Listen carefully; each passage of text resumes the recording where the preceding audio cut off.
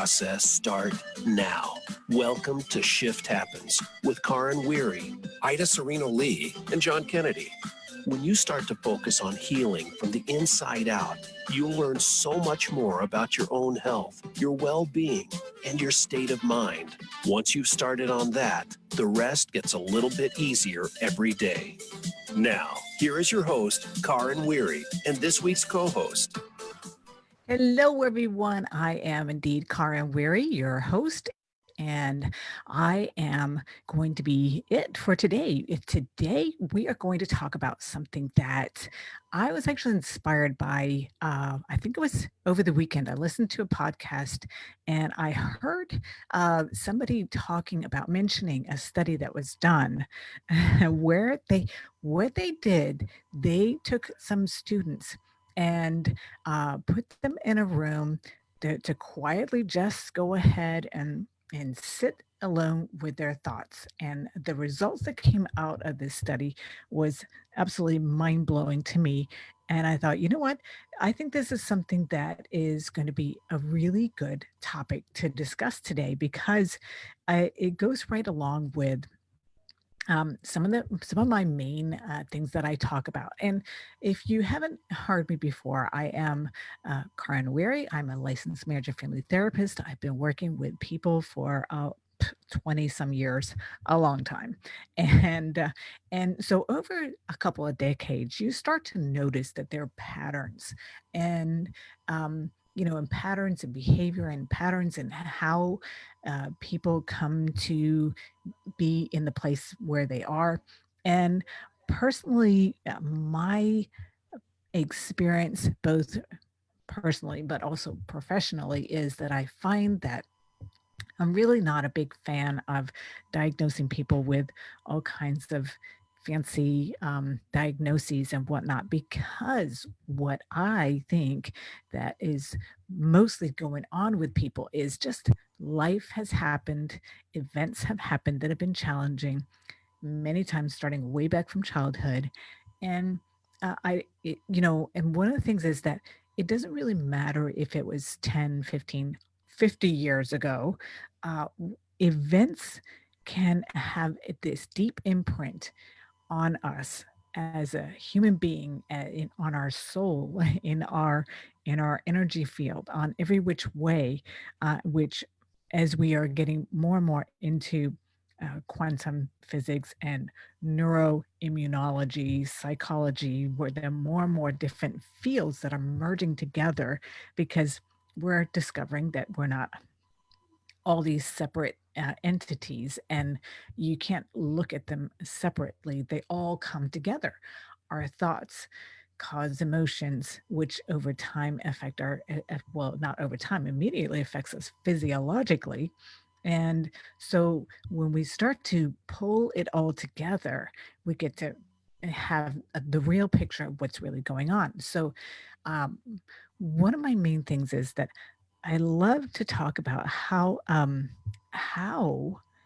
because people they've gotten so good at self-diagnosing, where that we read a lot, we go on Google, everybody talks about anxiety and depression, and people will Google these uh, symptoms and find out, yep, I hit every single one of them. So, ergo, I am anxious, I have anxiety, and I need to go to the doctor and I need to go get some medication. And when in reality, what is really going on is that people just have had so much going on in their life that it's all added up, and kind of like a pressure cooker, you keep adding on top of each other, and you get to the point where there is an overflow.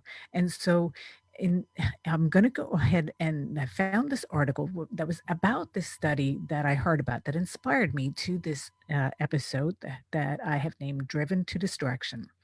Now, in this article, there is a 1654 1654 scientist and philosopher Blaise Pascal. He wrote, "All of humanity's problems stem from man's inability to sit quietly in a room alone," and that is what this is all about. And I think I agree that this is something that is a big part of our underlying issues cause of a lot of issues that people are having. So there was a study a few years ago in the Journal of Science that found that many people choose to self administer an electrical shock rather than sit quietly in a room alone with their thoughts. Now, I don't know about y'all, but that is very disturbing to me. Erin Westgate, she was a PhD student in psychology at the University of Virginia. She conducted this study. And when, so how it went was that they went ahead and brought people into the lab, told them that they were going to be asked to sit alone in an empty room for 10 to 20 minutes. Let me repeat this, 10 to 20 minutes. That's it, 10 to 20 minutes. They took everything away from them, cell phones, watches, iPods, etc., anything that they could be distracted from. Then they showed participants some random pictures. And then finally, they pointed a nearby button, which when they pressed it, would give them an electrical shock. And they actually had each participant press the button for the shock just for practice and then ask them how unpleasant it was and whether they'd pay money to not be shocked again. All of the participants said that the shock was very unpleasant and that yes, they would pay money to avoid being shocked again. However, the researchers then asked the test study subjects to sit and entertain themselves with their own thoughts for 10 to 20 minutes. And there were only two rules: that they weren't allowed to get out of the chair and they couldn't fall asleep. And they encouraged the participants to enjoy themselves with pleasant thoughts. And then, if they did really want to receive another electrical shock, go ahead and just push that darn button. So, Westgate said that the research team had debated this aspect of the study. It was ridiculous, some thought, to think that people would actually choose to shock themselves. However, they were astounded by the results. What they did, even though they had already told them that they did not like the shock, they had already told them that they would pay to not receive the shock again. What happened was that they found that 70% of the men and 25% of the women chose to shock themselves during that 12 minutes instead of just sitting there and entertaining themselves by their thought. You know, so the big next big question is, why would somebody do this? Why is it so hard to entertain ourselves with our thoughts that we're willing to turn to almost anything to avoid it? Now, so the researchers at the university, they thought, you know what, let's go ahead, because of course they usually use university students, and they thought, well, let's go ahead and test a wider part of this population. And they pretty much got the very same results when they got a wider community of volunteers. So this other group of people that they tested, they were adults far past college age, and they had them sit in their home without the shock since they weren't able to supervise them, and asked them to do the same thing. Just sit there at a time of their own choosing when they're alone and entertain themselves with their thoughts for 10 to 15 minutes. And again, they were terrible at it. Over half of the participants confessed to cheating. They weren't supposed to get on their phones or talk to other people, but over half said they had. And those were just the ones that were honest with them. And so this is just brings a whole other level of questions that, what is really going on here with that? And why is it that we are having such a hard time to just sit and think? And because it's not as though we don't daydream, we don't get lost in our thoughts, walking down the street or taking a shower or while we're driving. So it's not that we can't enjoy our own time in our head, but it's more about doing it deliberately. And this can also explain why a lot of people, they say that they can't meditate, but it's really about training, because it's just training a new part of your mind. And so we tend to want to be drawn outside of ourselves for entertainment, as opposed to entertain ourselves from within. Now, one thing that is just coming to my mind, they did not talk about whether these people tended to be introverts or extroverts, but out of a whole entire study, when they had that many people who would shock themselves or, not follow through with it. Um, I can't believe that they had all extroverts in a random a group of people who that they tested that were part of the study. So, um, so yeah, here is just something that really goes along with how if we cannot or refuse to take some time to sit and contemplate quietly, then how are we supposed to review things that have happened in our life? Because this is really how we learn from experiences. We do need to review. I'm not talking about get lost in issues that have happened, but uh, and not get caught up in overthinking, because that's what a lot of other people do. People who tend to be very analytical and overthink everything. It's always a balance, right? So that means that we need to take some time to contemplate and sit quietly, and this is also when many times we come up with creative ideas, when we just kind of get lost, when we're not caught up in all different kinds of distractions. So what are the distractions that we tend to get caught up in? Well, there's TV, there's the devices, as was mentioned in the study, there's social media, which of course is part of being on the devices, there's shopping, food, eating. For some people, it's getting all caught up in porn or sex, alcohol and drugs.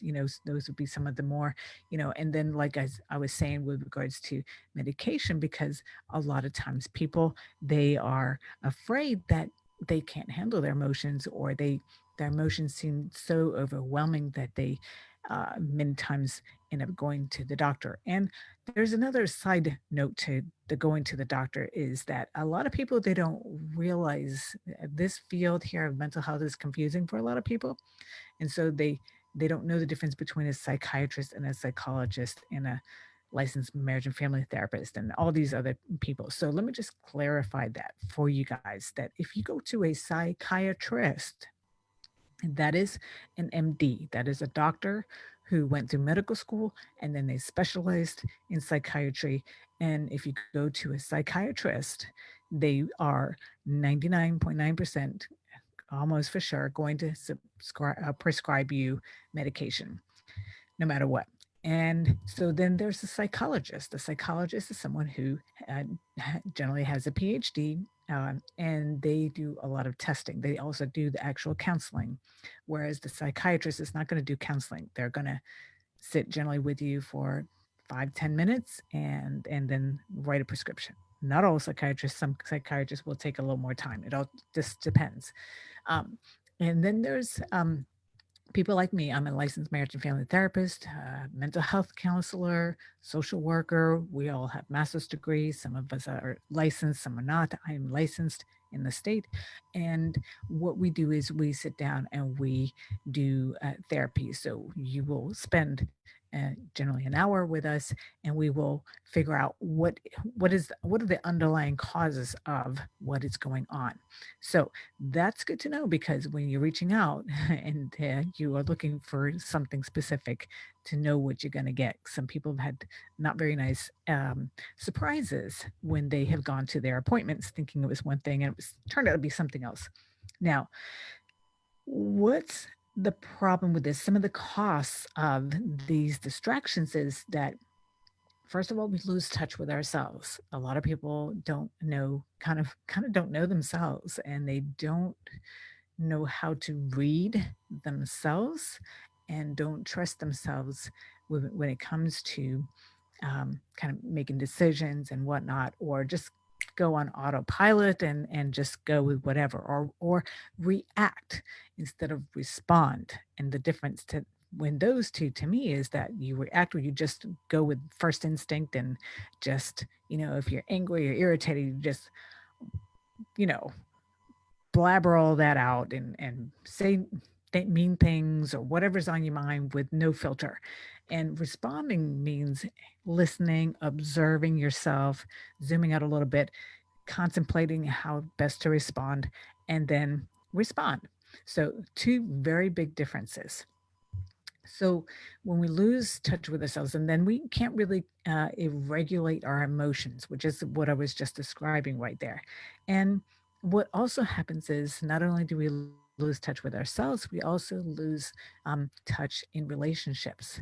And, whether that's with our kids, with our spouses, our significant others, family, in our jobs, whatever. And I find that this is just very disempowering because people think that they can't handle, they don't trust themselves that they can handle what is coming up, when in reality, you can handle it. And, but if you have gone, your entire life, sometimes decades, not paying attention to anything, stuffing it, distracting, not wanting to look at anything that's going on. And there is now a lifetime of things, events, emotions, whatever that's been piled up, it's going to feel overwhelming in the beginning. And but that's just it, if you think of yourself as a pressure cooker and you've added all this steam and pressure, and then now all of a sudden you're going to let it out. Yeah, it could explode if you're not doing it right. But as you let some steam out a little at a time, there's less and less and less pressure in the pressure cooker. And then, once you get used to um, managing and processing things as they come up, then you're not going to be in that situation where you have all this pent up pressure that's going to explode. And that is the whole point. So that's a lot of what I do when I work with people. And speaking of which, if you are interested in really gaining more insight and more in depth into all of this stuff, one, you can go join me. Ask to become a part of my Becoming Limitless Manage Anxiety group on Facebook. And I'm happy to have you there. You can also go and Shift Happens, our Facebook group over there, and Insights Counseling Center, which is my private counseling Facebook page. Also, I have some things that are coming up. One is on August 27th from 11 a.m. to 1 p.m. Eastern Standard Time. We are doing a follow up on the consciousness panel, where we are going to be talking about how we can raise our consciousness as we are dealing with world events as they are happening right now. Because there's a lot of stuff going on in the world, and a lot of people that are feeling out of sorts and not really knowing how to handle things. And that is what we are going to be discussing as a follow up. We did the first one in June. So we're going to be talking a little bit further about that. On June 27th, you can go to eventbrite.com and find the new Consciousness Project and sign up to get the link, because if you can't actually be there, you can get the link afterwards to watch later. So we're going to be talking about more of the costs of driven to distractions in the next segment. We're going to listen to a couple of messages. So come right on back after these messages. All right. We're all clear. Yeah. My voice went out on me. I'm glad I'm not on the show today. Yeah, that happened last week too. I think it does that from time to time. Time for a little watering here. I'm on my 2.5 bottle. Oh my goodness. Gotta stay hydrated in the desert. Yes, for sure. Yeah, it's hot out there. Yes, it is. Kind of a cold wave, if you want to call it that, for Arizona anyways. We're only at 98 degrees today. Oh, 98? Only. I never thought I would say that in my life when I lived in Ohio. That's insane. Oh my God. What's the norm over there right now? Yeah, relatively. So obviously the norm would be over 100 degrees. Yeah, norm about right now is usually like 107 to 115 probably. 115 is pretty extreme, actually. Maybe 110. Oh my God. That's extreme. Yeah. We hit 118 the other day, and I was just not having it. Oh my God. I was hibernating inside the AC, inside my AC cooled apartment all day. Yeah. AC was having trouble keeping up too. I could imagine. Oh, That's extreme. It's like, I don't care if you call it hot, dry heat or whatever. It's hot. oh yeah, Feels it's like an hot. oven. Yeah, you go outside and the breeze just it literally does feel like an oven. It's insane. Mm, I'm still not used to it. I've been here 5 years.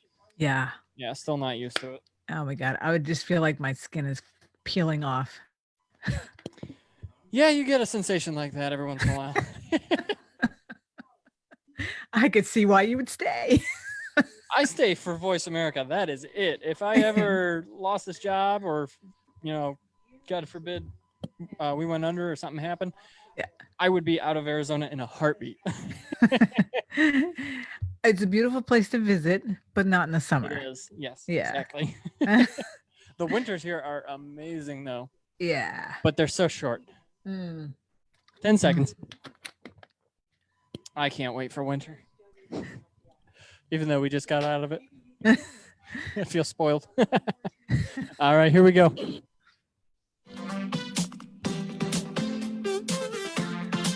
You are listening to Shift Happens with Karin Weary. Do you have a question or comment about today's program? If so, we'd love to hear from you. Call in to the live show at 1-866-472-5792. That's 1-866-472-5792. Or send an email to karinw@insightscounselingcenter.com. Remember that Karin is spelled Karin. Now, back to Shift Happens. And we are back with Shift Happens. I am Karin Weary, your host, and we love to hear your responses, your thoughts, your ideas, things that you've experienced with regards to the topics that we talk about, what your thoughts are on what we talked about. And we would love to have you go ahead and correspond with us. You can go to my email, as was just left here during the intro, or you can go to our Shift Happens Facebook page, where we love to interact with our audience and listeners. And if you find that this is a topic that is inspiring you, or it makes you think about somebody that you know that could be helpful for them, please do feel free to share this episode and pay it forward, and so that other people can also benefit from this information here. Because what we're talking about today is something that has really become, talk about pandemics. I think this is more of a real pandemic that's going on, driven to distraction. That we have gotten to the place where we are so used to having something going on, entertaining us, keeping our attention at all times. And to the point where a study was done that where they were asking people to sit alone in a room, showed them some images. I don't know what the images were of, and encouraged them to sit and entertain themselves with their own pleasant thoughts. Think of something, anything, and for 10 to 20 minutes. And they took their devices away from them, so they didn't have anything to, they didn't have, how people were on our phones all the time. We have 2 seconds and we look on our phone and look to see who's been noticing what, and who's liked what, and who's posting this, and who's had what for lunch, and what kind of eyebrows does this person have now, the type of thing. And we get really caught up in all of that. And guess what they discovered? It was completely, utterly not suspected, completely in some results that they had not expected that they would get that. Because what they also did was they had this electrical shock, this button where people could shock themselves, and had them do before the study. And people said that they all said that it was very unpleasant, that they would pay to not have to do it again. Well, in the study, 70% of the males and 25% of the females they were so uncomfortable with just sitting with their own thoughts that they shocked themselves. Yeah, and this is just mind blowing to me. And so inspired me to this today's episode, which is all about what can we do?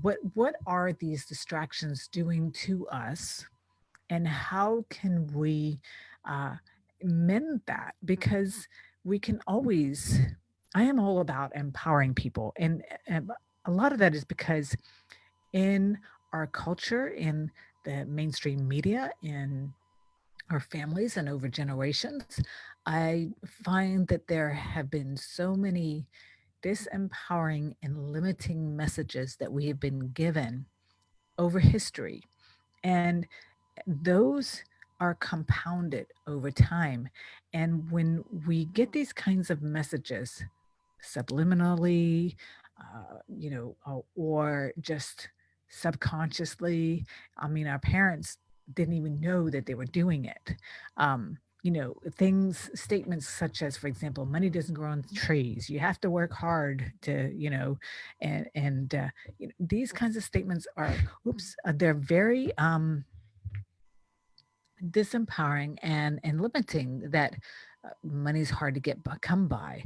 That you know Oh, like let's just look at the images of people in the media. They many times they're, perfect, size zero, size one or two, whatever kind of thing. And the guys are all, full of muscle and this, that, and the other. And what we don't know is that they're probably all airbrushed and altered. Not that some people don't look like that, but they'll look perfect in the media. And so, what are the subtle subliminal messages that we are getting growing up as we grow up with these kinds of images? It's just one example of how we're affected. And so, that how do we take that? We then turn that inwards and look at all of our imperfections. And because I'm not perfect, then I'm not good enough, and my self esteem is going to suffer from it. And because I feel bad about myself, I keep going on the social media and looking at different people and comparing myself and my life. And well, look at this person; they have this wonderful relationship.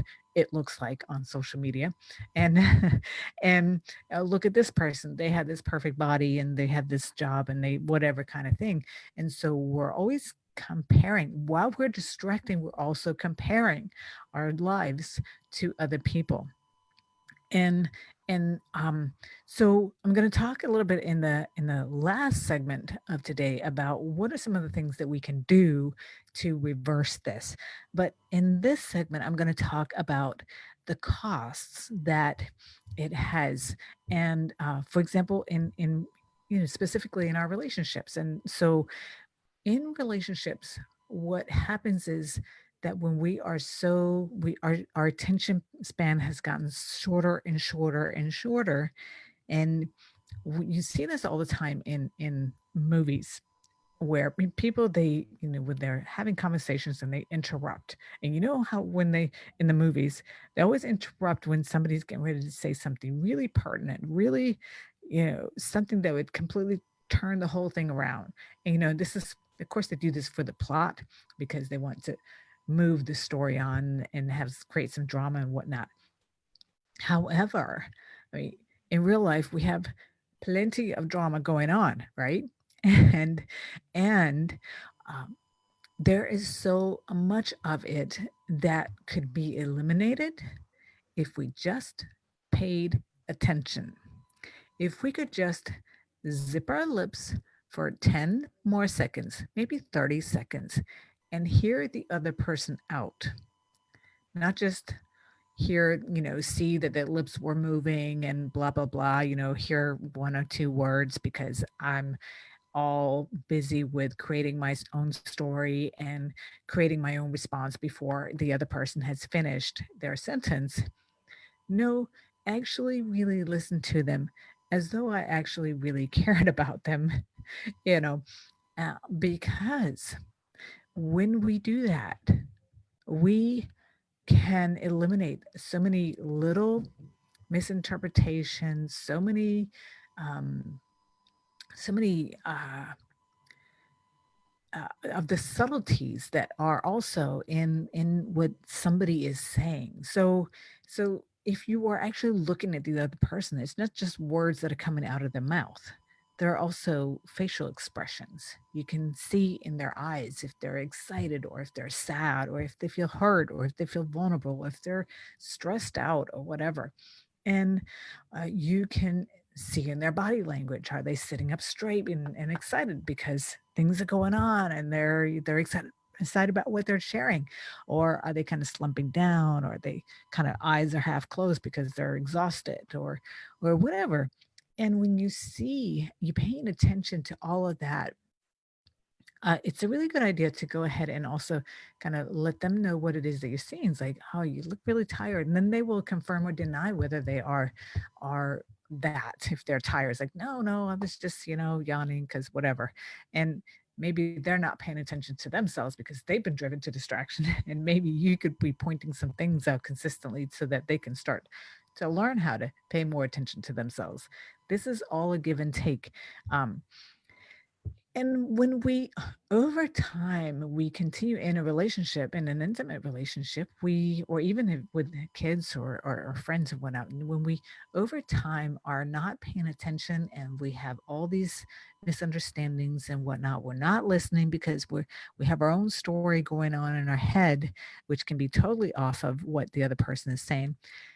Then many times, either there's this gap in the relationship that people are getting becoming more and more disconnected from each other, and it gets more and more tense, it gets more and more heavy, that energy in the relationship, and you can feel very lonely. It doesn't matter if you're in a room full of people, you can feel extremely lonely if you haven't developed connections with other people. And that's what we as human beings we thrive on. Now, you may be an introvert and you may have had experiences in your life where you don't want to be with people. I certainly have and do work with people who have been through extreme abuse to where human beings are not associated with anything pleasant. But that was only because of their experiences that were extreme and they were abused, and um, so that's a way to protect themselves. But as human beings, we are social creatures. We thrive on being connected. And in fact, our health, our physical health, and our mental health all improves greatly when we are in, healthy, thriving relationships.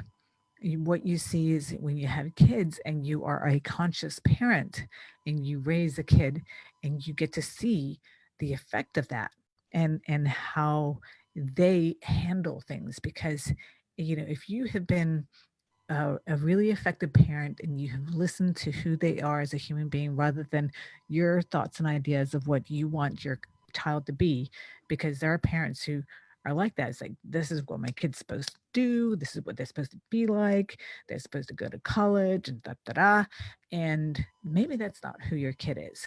And so when you start to rigidly try to put somebody else, whether it's your kid or your spouse or whoever, uh, a- into a square hole and they're a round peg, well, guess what? You are kind of dehumanizing them in a way. You are not honoring who they are. You are not seeing them like an Avatar. I see you. It's such a beautiful movie because what they're saying when they say that I see you, instead of I understand you or hear you, this, that, and the other, it's like, no, I see all of you. I understand you. It's that deeper level of connection. And when we're able to have that, we feel more grounded, we feel more peaceful. All these pieces that people are missing, they're missing that. And this is one of the reasons why they look for distractions all the time, because they're not finding that within. And one of the things that really upsets me also is when I see people, I'm seeing more and more people who they have their little babies or toddlers in strollers, and they hand them their phone or whatever other kind of electronic device. And I don't care if you have something on there that you consider an educational program on that device. It is not appropriate for little kids to be on devices. What you're training them to do is to be driven to distraction, to have zero attention span. Toddlers, babies, and whatnot, they're perfectly happy just looking around. They're observing, they're seeing, they're taking everything in. And just because you're bored doesn't mean that they are. They everything is new and fresh and exciting and interesting to them. And it's okay for us to be bored for a little bit. That actually is part of what feeds us. When we get to the place where we learn how it's okay to be bored for a little bit, then we can start to get tap into our creative mind and become more creative and to start to create our own entertainment. And when I was fortunate that I grew up in a time before, way before all this stuff was. I'm 51, so we did not have all these devices, and so I had to. And then I was an only child, and a lot of things going on. We didn't where I lived. We didn't have 24/7 TV, and so I had to learn how to entertain myself, and it's a very good thing to need to do. We actually, when we are teaching kids how to totally be zoomed in on electronics and technology, which is really one of the sad parts of this whole virus thing going on, how everybody's being taught online and this, that, and the other, is again, we're missing the human connectedness, which is so crucial to us as human beings, but as to children also as part of their um, social learning and whatnot. But it's also um, it's so not human. You're talking to a device, and texting it. There's so much. I've seen this in my son because he's had to do some of this, and he's in high school, and he does not enjoy technology. um, One of the few that are left in the world of teenagers who don't like technology. And other than his phone, he loves his phone, but that's okay. And really, their ability to learn also is, and not just kids but as adults, because we don't remember, we don't memorize things anymore, and we just go to Google and we look it up. And so we're actually finding that our learning centers are kind of shrinking because we are not using. What was it that I heard Jim Quick was talking about, how he was saying that it's like technological dementia that's happened. That's not the words that he was using, but that's basically what was going on. So now, we're getting ready to move into a couple of messages, and when we come back, I'm going to be talking a little bit more about what are some things that we can do to reverse the effects of this driven to distractions, so that we can find our own inner peace without having to search for it outside of ourselves. Really, to me, um, personally, and from people that I work with that learn how to do this, there is no amount of money that you can put on having the ability to do this. This is what Dr. Bruce Lipton, one of the things I would say, that he would also would say, is creating heaven on earth, that we can do this right here, right now, all within our, within ourselves, within our brain, within our body.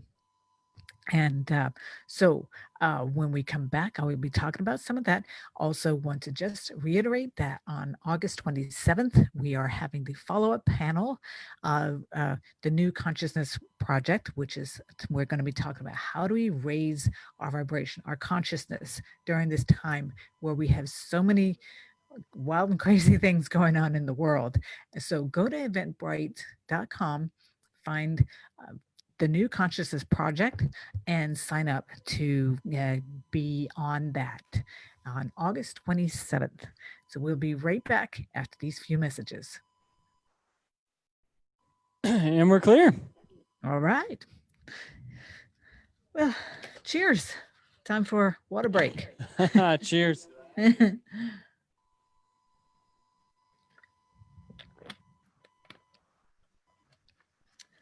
Yeah, and as a matter of fact, let me show you guys that up here on the wall. Let me see. I'm so hooked up in all different kinds of ways. I don't know if you can see it, but I have this lovely plaque that says peace comes from within. So, how matter of fact is that timely according to the topic today? It really is such so much needed, um, because I find that that is the problem that most people they're having is that they're just not able to find that peace. And there are a lot of things that I've done that have gotten me to that place. I think intrinsically I was kind of um, had ways of I'm an introvert. One of the things I loved doing when I was growing up was going for walks, by myself, out in the forest, around the lake, all that kind of stuff, which was um, really just beautiful and so peaceful, and got to go through my thoughts and do all that. Um, but the things that I'm going to be talking about is also something that, anything that I talk about, I do myself, and so I always encourage people to just experiment and play with some of these things, suggestions. 20 seconds. All right. Thank you, Aaron. And just see how it works for you. That's what it's all about, right? Oh, yeah. And then my other plaque right behind here. This is our happy place. All right, here we go. All right. You are listening to Shift Happens with Karin Weary. Do you have a question or comment about today's program? If so, we'd love to hear from you. Call in to the live show at 1-866-472-5792. That's 1-866-472-5792. Or send an email to karinw@insightscounselingcenter.com. Remember that Karin is spelled Karin. Now, back to Shift Happens. Hello, everyone. I am Karin Weary. I am a licensed marriage and family therapist when I'm not on here. So I work with people and helping them how to resolve things that are going on, how to deal with anxiety and depression and relationship issues. And I work with couples and I work with individuals and a lot of different things. And I absolutely love and adore working with people who are in the place where they are ready to go ahead and tackle whatever it is that's going on that is keeping them from reaching their potential, to keeping them from having that peace. Because really, driven to distraction, which is today's topic, is all about we're in search of something as human beings. And when we feel as though we don't have a purpose, when we feel as though our life is empty, when we feel as though we're not connected, we're searching for it. And we search for it outside of ourselves.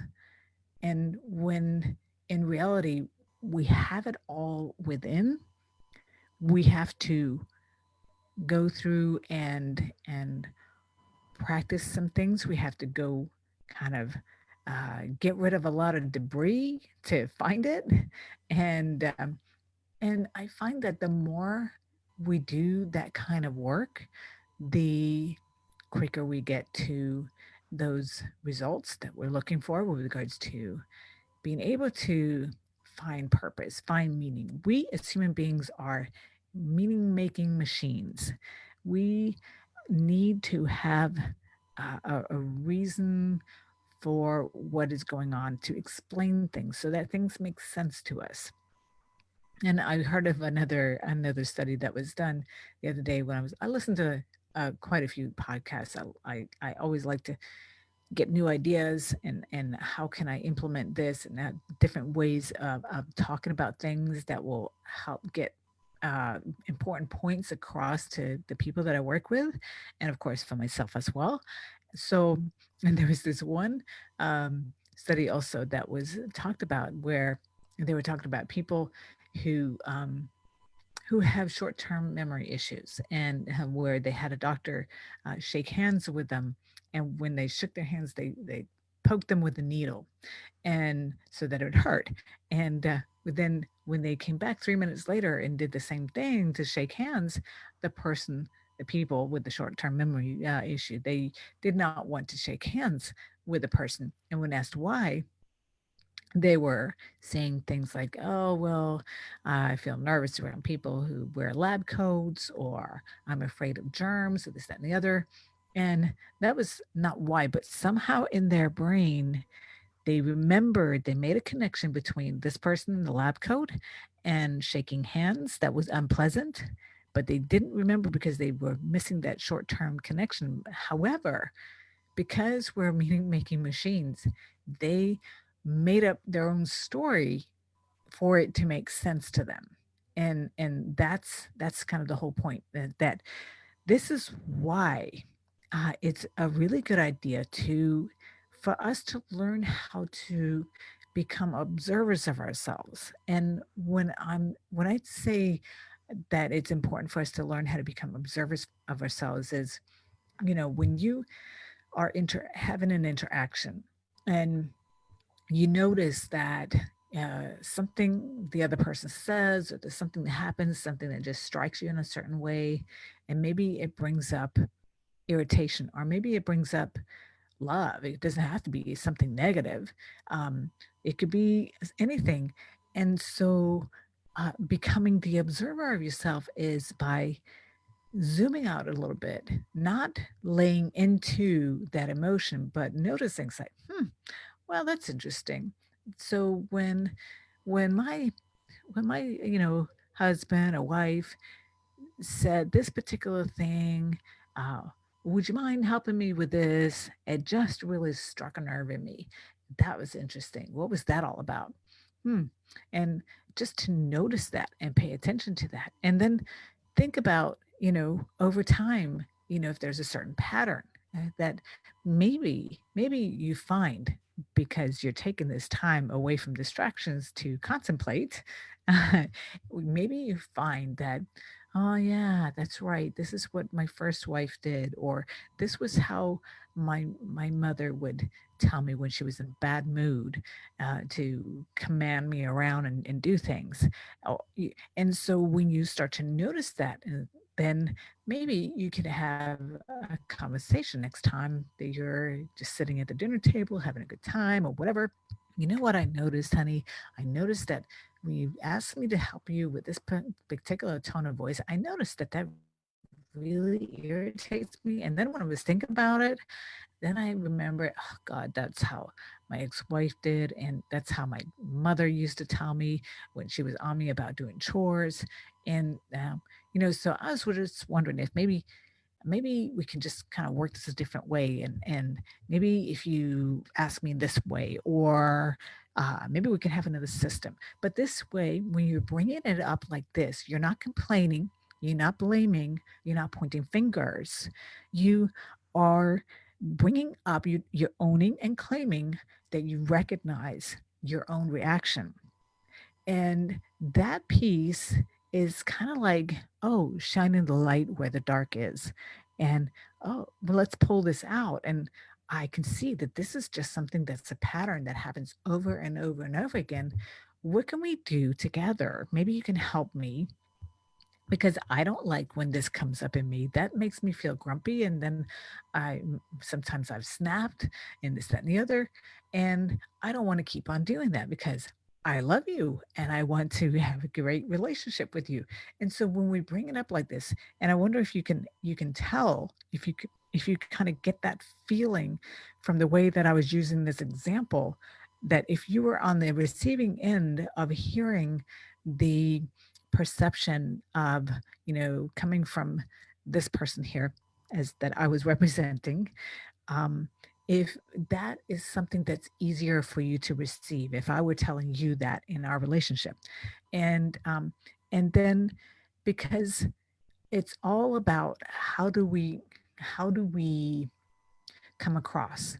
And when we take ownership of our own feelings and our own reactions, and when we start to become that observer and we start noticing these things in ourselves, then again, because I'm not pointing fingers, because I'm not blaming you, I'm not telling, oh, because you always do this and you do this, and if you just didn't do this, then this one I would do that. Because when we're coming at somebody with that attitude, guess what? That attitude is going to foster an attitude on the other end of that conversation, and probably is not going to um, be a good conversation. And so so really paying attention, becoming an observer of yourself, noticing your own patterns and figuring out where does that stem from, because it always stems from somewhere. There's a root somewhere. Another thing would be taking quiet time to contemplate, and that could be maybe meditating. Meditating is a lot of this. There are a lot of different ways of meditating, but just taking some time and start to practice this. Um, like I was saying in the last segment, that when you take that time and you start practicing yourself to do this, this becomes part of what you do, then you're going to find that you're going to get better at entertaining yourself. You're going to start to pay more attention to yourself. And the reason why I like to talk with people and help people get to this place is because that when we begin to pay attention to ourselves and learn ourselves, we are like a barometer for what's going on. And when we can pay attention to this barometer and tweak as we're going along, then we do not get to the place where we are this big pressure cooker. We feel like we're going to explode. We just take care of things as things happen, and there's more of a flow, more of an ease to it. And and and that way we don't get to where what I call, instead of all these diagnoses, emotionally constipated. Then we can avoid all that. And if you're already at that place, you can start to do this and become not constipated anymore. Okay. It can be done, and it's so worth the time. I would also recommend taking some time to be device free. If you're with your loved one, leave the phones in the car or at home and just be in the moment, be in the present moment. You're going to connect so much better. You are going to find that um, you're going to really grow and evolve that relationship that you have with, whether it's by yourself or with the other person that you're with, if it's your significant other or your child or whatever, because you're not constantly distracted. um, this whole thing about people who think that they can multitask, we can't. Basically, we're just being distracted all the time, and it takes time to go from paying attention to my phone, what I just read on social media, to back onto the other person, what it was. And it may just seem like milliseconds, but it all adds up. And it's that whole switching that actually really reduces your productivity. And of course, when we're talking about relationship, we're not talking about productivity, but a distraction happens at work and in your personal life. And so, um, take some time to detach from these devices. You're not going to lose your job because you didn't do an email, at 10 p.m. Okay. And if you do, then probably it's good riddance, I would say. Uh, so try these things. I would really strongly encourage you to implement these things, because you are going to find that your stress levels go way down, your mental health and your physical health is going to go way up, and the connections that you have in your relationships are going to increase and deepen, and you're going to find so much more joy and peace in your life. Now, because when you do that, you can really uh, shine, and we can benefit from all of your beautiful, unique talents that are so needed in this world today. No matter what your talent is, if it's having a beautiful singing voice or it's giving great hugs, we all need it. So, go ahead and use these things. Please share this episode with everybody that you know. and so that they also can start to practice these things and you can connect with them so that you can go out there and shine your beautiful inner light. And we're clear. Great show again. Thank you so much, Aaron. You are welcome so much, Karen. All right. I will talk to you. Have a fantastic